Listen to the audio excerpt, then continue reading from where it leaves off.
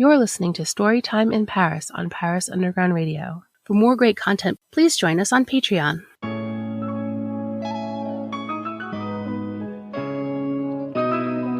Since well before Victor Hugo first looked at Notre Dame and thought, what if a hunchback lived in there? Writers have been inspired by Paris. Welcome to the Storytime in Paris podcast on Paris Underground Radio. I'm your host, Jennifer Garrity, an award-winning filmmaker, self-professed book nerd, and creator of the Paris Underground Radio podcast network. This podcast is for anyone who loves books, loves authors, loves France, or any combination therein. Each week, I'll speak with an author whose life, stories, or characters have a connection to France. Then, these amoureux de livres will treat us to a reading from their book. What do you do when you love something more than any one person? And what if that thing is something you, as a woman, are not expected to love? And how are your daughters meant to react? My guest this week is New York Times and USA Today bestselling author Melanie Benjamin. Melanie's books have been translated in over 15 languages. She won the WILLA Literary Award in historical fiction for the Children's Blizzard, and her latest novel, California Golden, was named as one of Entertainment Weekly's best new summer vacation books of 2023. In our conversation, Melanie shares what drew her towards the surf culture of the 1950s and 1960s, what it means to make hard choices for your characters, the power of imagination, and so much more. Please allow me to introduce Melanie Benjamin, author of California Golden. Hello, Melanie. Thank you so much for joining me today. Thanks for having me. I'm so happy to be here. I am so excited to talk to you about California Golden. As I mentioned before we started recording, I think I read this almost a year ago, and it has been living in my brain ever since. So I'm very excited to talk to the woman behind all of these characters that I've fallen in love with. Before we get to that, can you tell us a little bit about who you are and what you do? My name is Melanie Benjamin. I write historical fiction. California Golden was my 8th historical novel with Random House, the first being As I Have Been way back in 2010. Gosh.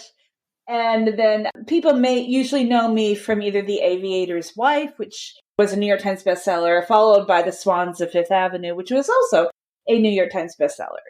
And those are all what we call kind of biographical historical fiction. My first 6 novels were about real people who lived. And then starting with The Children's Blizzard, which came out in 2021, I've kind of moved towards more like talking about a real historical event, or in the case of California Golden, a cultural moment, which was, California surf scene, 1950s, 1960s, and then inventing the characters around it, which gives me a little bit more freedom as a writer. And I live in Chicago, Illinois. Fabulous. Well, there's a lot in there to dig into. Do you have a connection to Paris or to France yourself? Certainly. One of my favorite books I wrote was called Mistress of the Ritz, which was about the real American woman who was married to the manager of the Ritz during World War II. And she was Jewish. And, Hermann Goering was staying at the Ritz. And she got involved in the resistance. And it's all a true story about World War II, but it's a different kind of World War II book than I think many of the popular ones are, because it is set at the Ritz. So my husband and I love Paris. We've been there many times, and I did stay at the Ritz for 3 nights for research for this book, which, broke the bank, but I could at least deduct it because it was research. And I got a behind-the-scenes tour. And we love Paris. We haven't been, though, since 2017 when I was there researching this novel. So it's definitely on our list of places to visit soon again, because it's been too long. There's a Marriott Renaissance by the Arc de Triomphe that we stay at generally. We can't stay at the Ritz every time. That's not in our budget. But, a huge metro station right there, and we just love it. Yeah. It's clever, this idea of research, because in California Golden, the book takes you to Hawaii. Did you have to go to Hawaii for research purposes? I wrote the book during the pandemic and I couldn't go to Hawaii. Hawaii was very strictly quarantining, visitors for 2 weeks. And it was just all during that time where nobody wanted to get stuck in a place, if you got COVID, then you would have to stay there for 2 weeks back then and not be able to go back. So unfortunately, I did not go to Hawaii, but California is another favorite destination of ours. We actually have a timeshare out there in Orange County that once a year we spend almost 2 weeks there. So very familiar with California. So that was good to be able to put that in the book. And this is my second book set in California too. So can you tell us a little bit about California Golden? So it is about a very unconventional mother, Carol Donnelly, who in the 1950s decides she would rather be Gidget than Donna Reed. She rebels. She's an athlete. She was a star athlete in high school.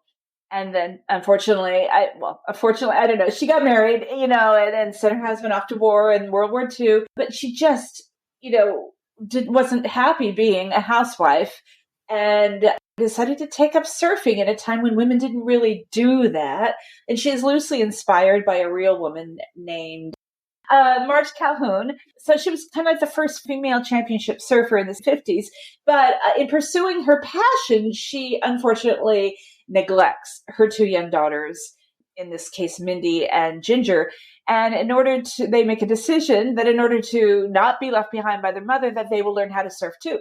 And so these three women become real iconoclastic kind of outlaws, outlaws of proper society women. The older sister, Mindy, proves to be a natural on the surfboard. Unfortunately, the younger sister, Ginger, is not. And so she kind of gets left behind by her mother and her sister as they pursue their passions. The older sister's journey takes her kind of becoming a minor celebrity in those beach party movies with Frankie and Annette. And then ultimately takes her through Vietnam, performing in USO tours. And the younger sister, Ginger, unfortunately gets kind of sucked into the counterculture of the 1960s, which is cults and drugs and all that. And it is the sisters' journey back to each other against the backdrop of the entire 1960s that is the heart of the book. Yes, definitely. So this is, like you said, this is your 8th novel, and you've written books set in many different time periods, many different places.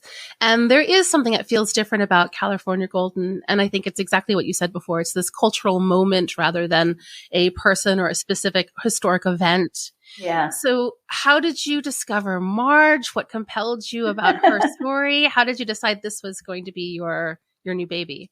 Right. Yeah. I mean, I'm always looking for ideas, right? And every time a book has ended, I have to come up with an idea. So I generally spend a lot of time. And, then my publisher and myself will decide on one idea, but that means I still have a bunch of ideas back there. So this was one of those that somewhere in the past I had researched pioneering female surfers, thinking, maybe I would write historical fiction about one of them. But my editor at the time really wasn't into that. But then, time passed, things changed.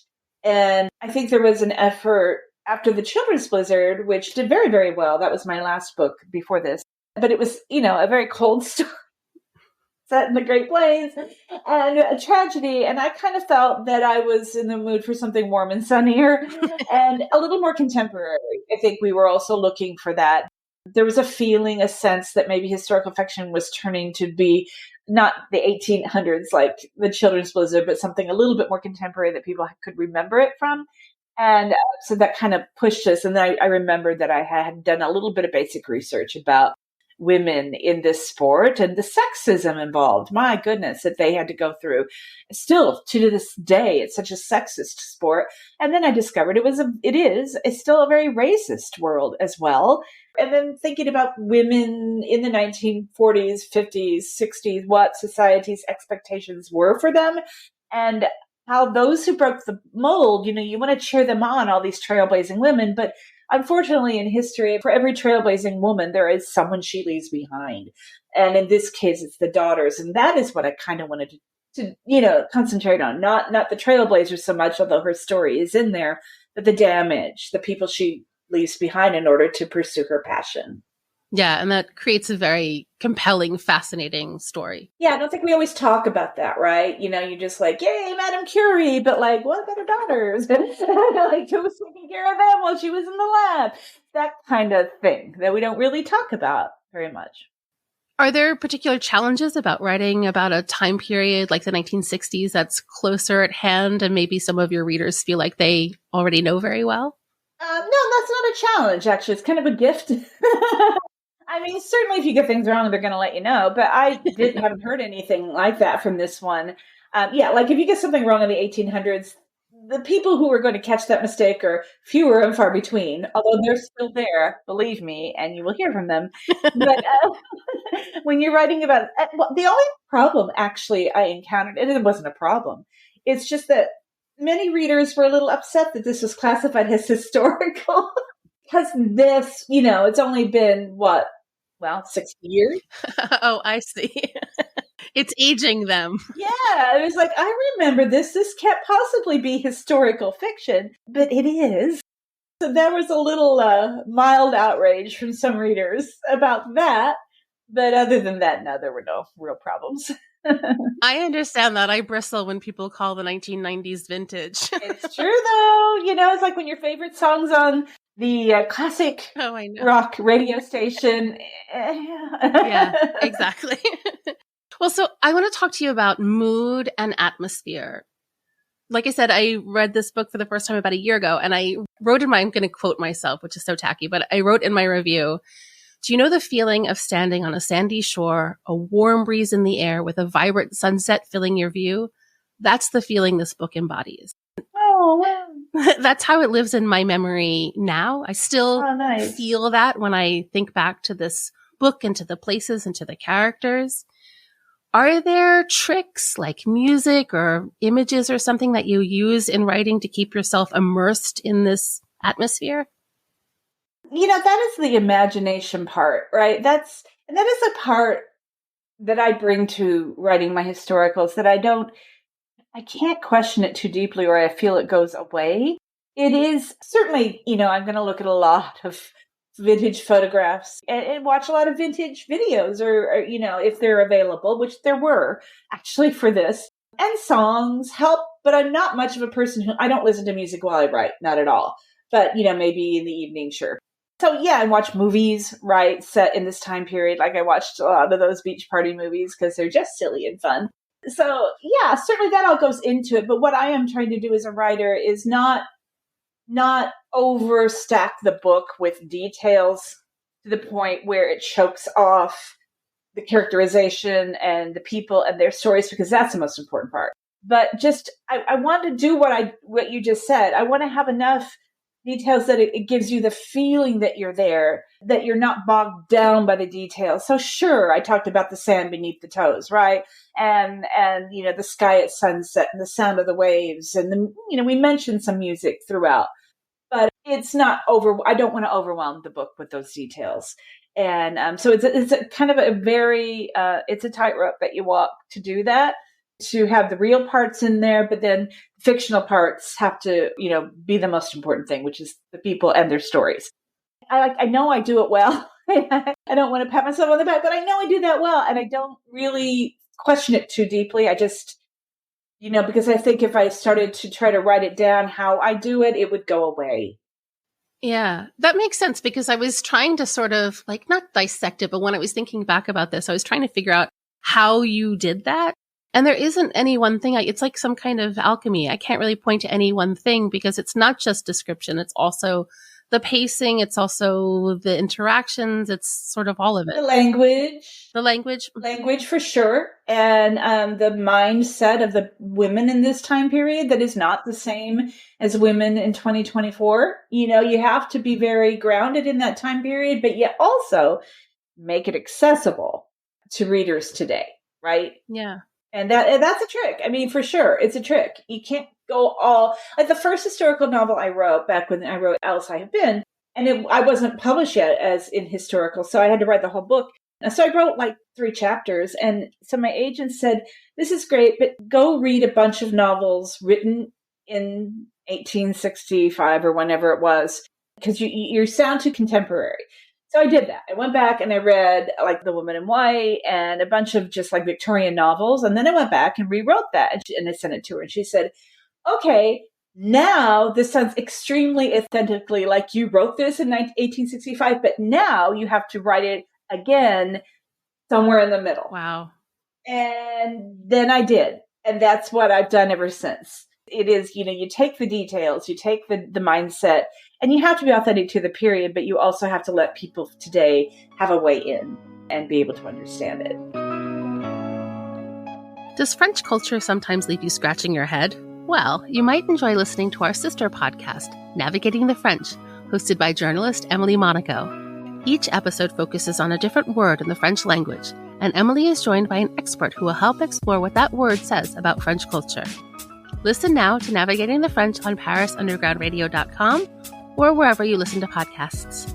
We'll be right back with Storytime in Paris after a word from our sponsors. And now, back to Storytime in Paris. Let's talk about surfing. I read in your author's note that you yourself have never surfed, and I was surprised by that because you write about it with such insight and passion. Oh, wow, thank you. How much did you know about surfing and the surf culture before you began? Nothing. I mean, I'd seen Endless Summer, I suppose, at one point. And certainly, Beach Boys. And I mean, you're aware of that. And I had seen a couple of those Frankie and Annette movies. But I'm a Midwest girl. I did not. I was landlocked. Although I guess people do surf on Lake Michigan. And also when I started writing the book, I was in my late 50s and I have a half an ACL on one knee. So there was no way I was going to risk my life and limb learning how to surf, believe me. And that's part of it that, I read some extremely great books about surfing. I think the best one is a book called Barbarian Days. It's a wonderful memoir.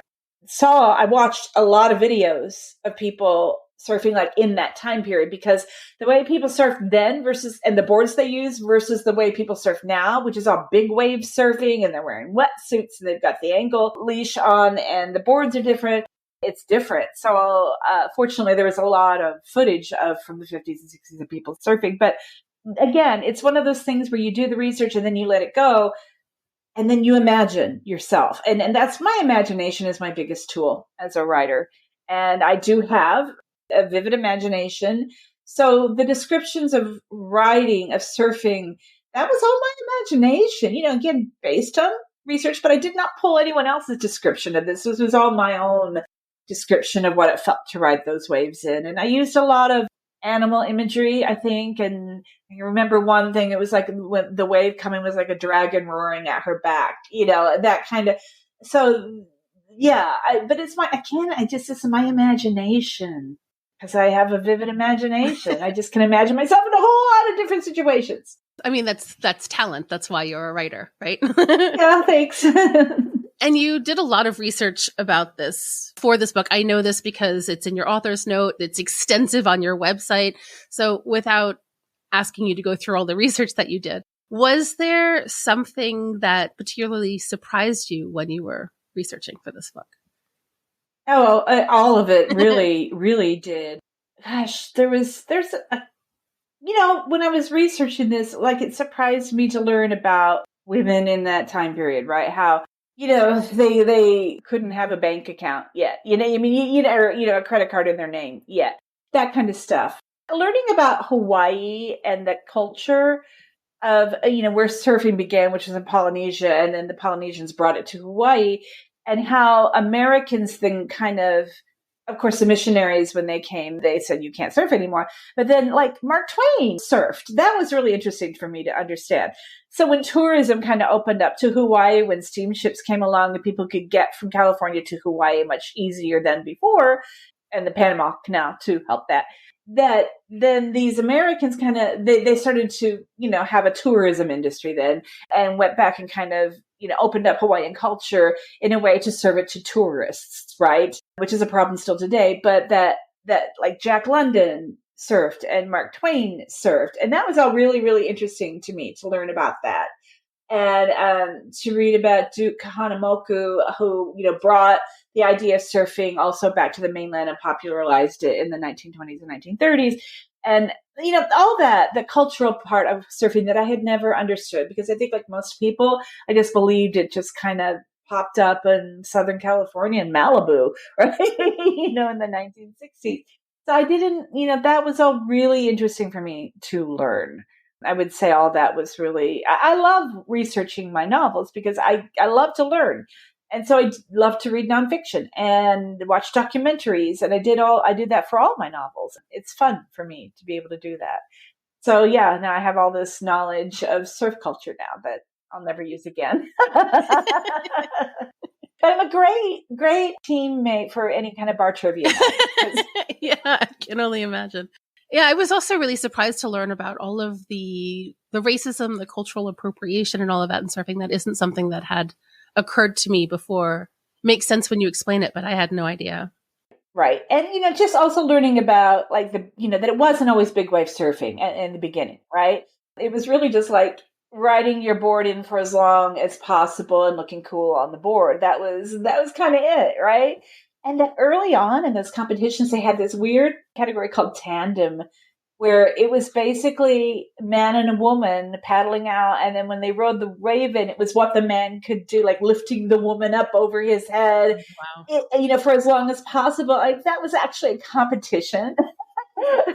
A category of a tournament. And one of the things, Terrifying. I know this is silly to think about it now. Can you imagine that now?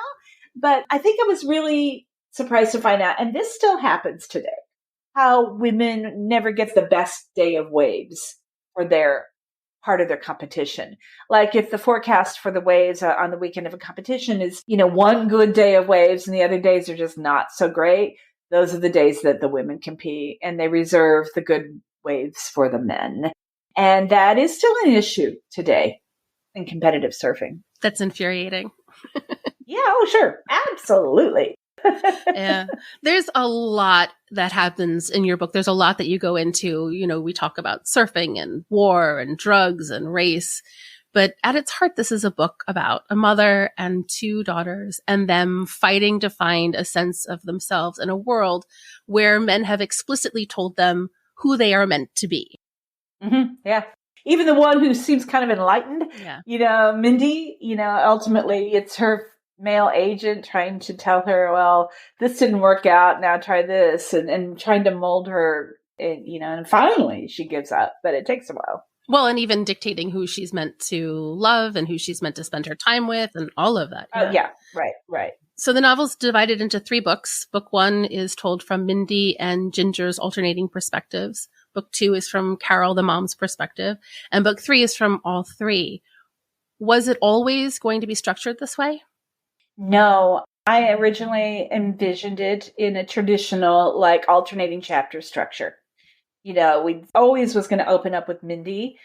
Then I think I went back to Carol, but her story starts in the 1940s.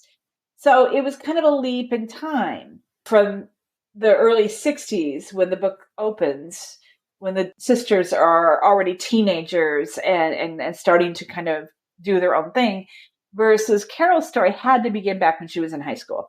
And so as I did it in this structure, it just like every time I got to Carol's story, it seemed to slow the contemporary line down, right? Like I kept wanting to go back to Mindy and Ginger to see what they were doing next.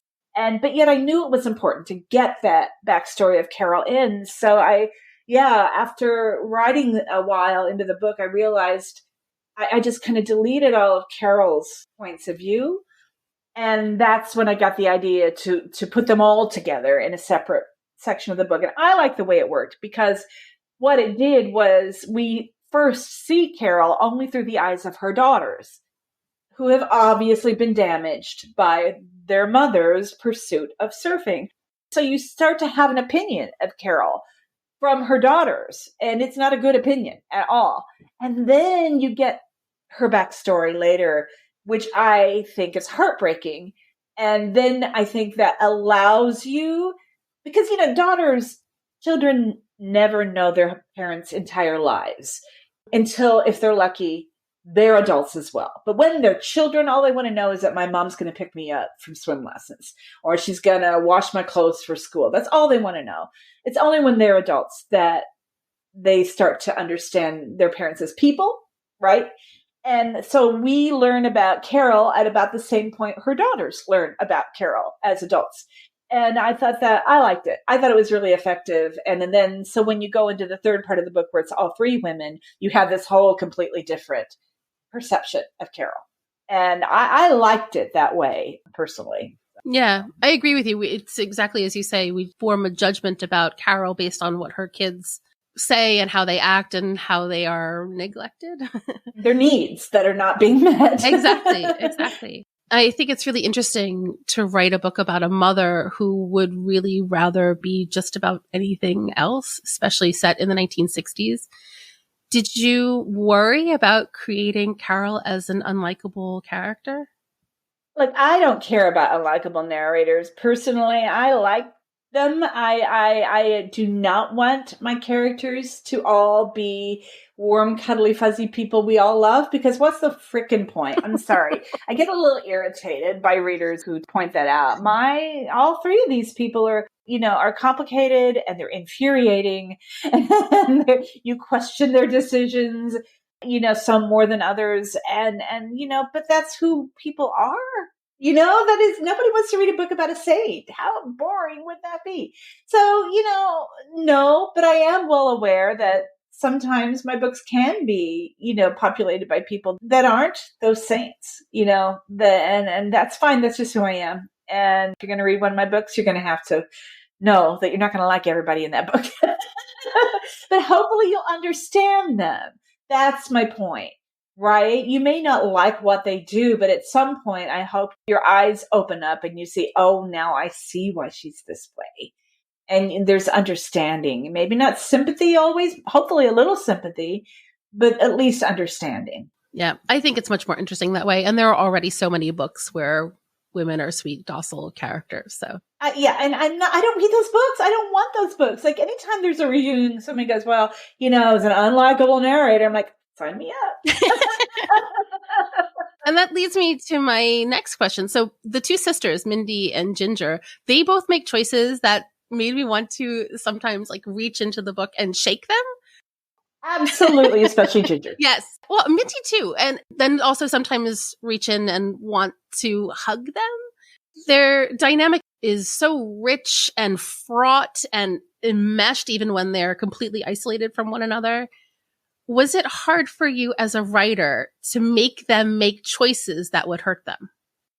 Sure. I mean, easy in one way, because when you have someone make the wrong choice, it's great drama on the page. So, you look for that, right? I mean, isn't that, somebody once said the best way to write a novel is to take a bunch of people and have horrible things happen to them. Yeah. To the end. I mean, it's true.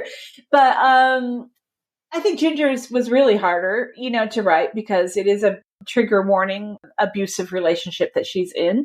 Her self-esteem is non-existent, which is hard for people to understand. But, we all know people like that, don't we? I mean, that's the thing with Ginger.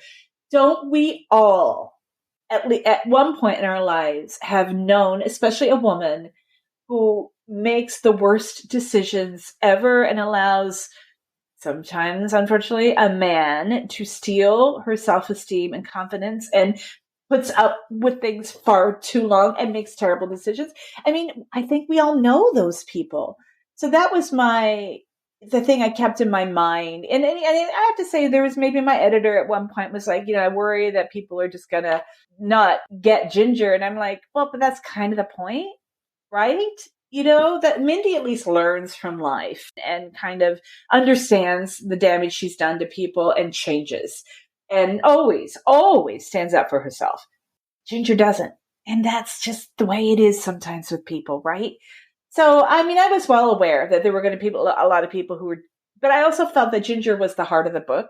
Like, she was the one you wanted to hug, yes. Right? That Mindy could be prickly. She had a lot of armor. Ginger just never developed that armor. And she was just this raw, needy heart of the book that I hope you would want to embrace her by the end, but also just be so disappointed and frustrated sometimes with her choices. Yeah. Yeah. I think it rings absolutely true. We all know someone who's actively making decisions that are not in their own best interests. Right. And again, I hope you understand why with Ginger, being the one who always felt that she was being left behind, or if she wasn't being left behind, it was because Mindy was constantly turning around and pulling her along, and understanding that at some point her sister stopped seeing her as a sister and more of a burden. and, making that decision to not be a burden on her sister anymore, but yet still needing so much, needing so much affection, and that she never got other than her sister as a child. And that will make people make really bad decisions, won't it? Absolutely. If you're enjoying this podcast, you may also enjoy my podcast, City of Muses. Each week, I chat with contemporary artists and creatives to explore what inspires them, where their creativity comes from, and how Paris has helped or hindered their dreams come true.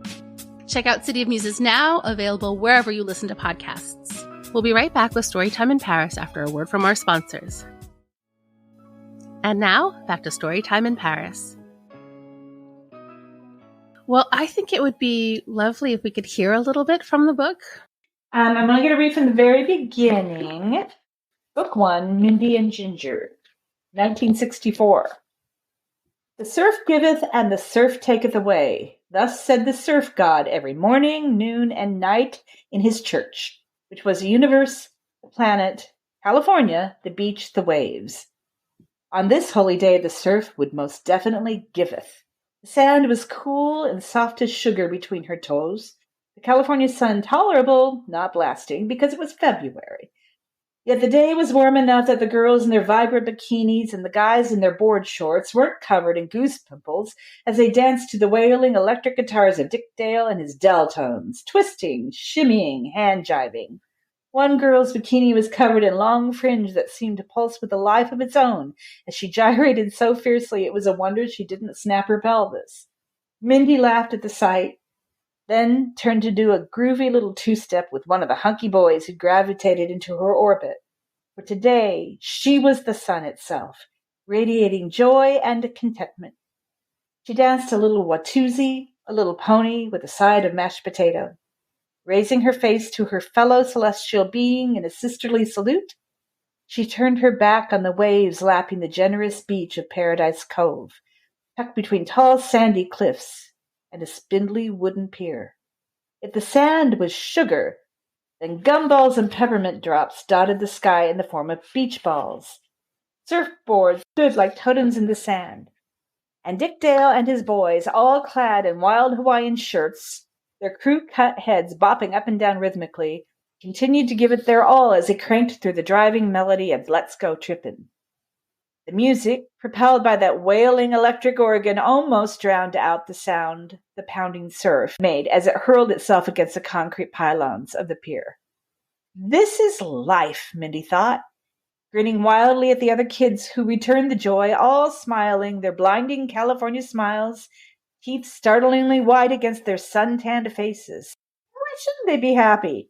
They were all gorgeous, all young, all dancing on a beach on a Wednesday afternoon. She caught her sister's eye. Ginger, with her curves, was naturally surrounded by guys with their tongues hanging out, but she managed to give Mindy a sly wink. This should be my life, Mindy thought, correcting herself. Then, for the first time, the thin edge of the wedge. Why can't this be my life? Hut, print. The director, high atop his lifeguard's chair, nodded decisively. The pre-recorded music cut out abruptly, leaving Dick Dale and the Deltones strumming soundless electric guitars that were not plugged in. Fabulous. Thank you. So what is next for you? Do you have another book in the works? Yeah, I'm starting to figure that out. I took a little time away from writing.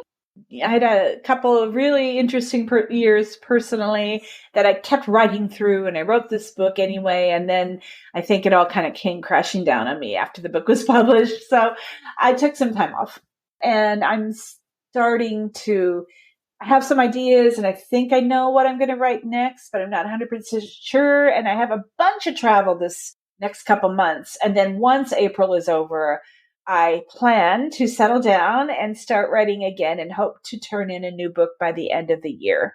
But what that book's going to be, or even where it's set, or what time, I literally cannot tell you because I don't know yet. I don't know 100% yet. I have an idea, but not 100%. Okay. Well, so where can people find you online if they want to keep up to date with what develops? Yeah, well, I'm on social media half-heartedly. It's not my favorite thing in the world, and I've been at it for a really long time, and I've run out of things to say. But I am on Instagram and Facebook, Melanie Benjamin author, and I have a website, melaniebenjamin.com, and you can also sign up for my newsletter if you want to stay in touch with things. I do need to update some things on my website because I have some appearances coming up this spring, but I need to put them up there. But follow me on social media, basically at Facebook or Instagram is the best way to stay up to date of what I'm doing. Perfect. So I will put links in our show notes so people can get to that very, very easily. Thanks.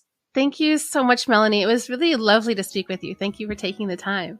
Thank you, Jennifer. And I envy your wallpaper and your apartment. It's so cute. And I just envy you that you're in France. And I so want to get back there very, very soon. Thank you again to Melanie Benjamin for such an interesting conversation. You can find Melanie on her website, melaniebenjamin.com, and on Facebook and Instagram at Melanie Benjamin Author. Please join me next week when I'll be speaking with award-winning author Donald Lystra about his book, Searching for Van Gogh. Check back next week to see if your questions have been answered and hear a reading from his book. Thank you for listening to Storytime in Paris. I'm your host, Jennifer Garrity, and you can find me on all socials at Jennyphoria. That's JennyPhoria.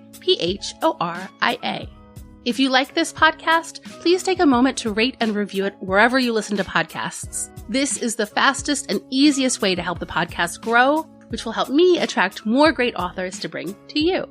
Please also spread the word to all the people you know who also love to read. Thank you again, and happy reading! This episode of Storytime in Paris was produced by Jennifer Garrity for Paris Underground Radio. For more on this show and shows like it, please visit parisundergroundradio.com.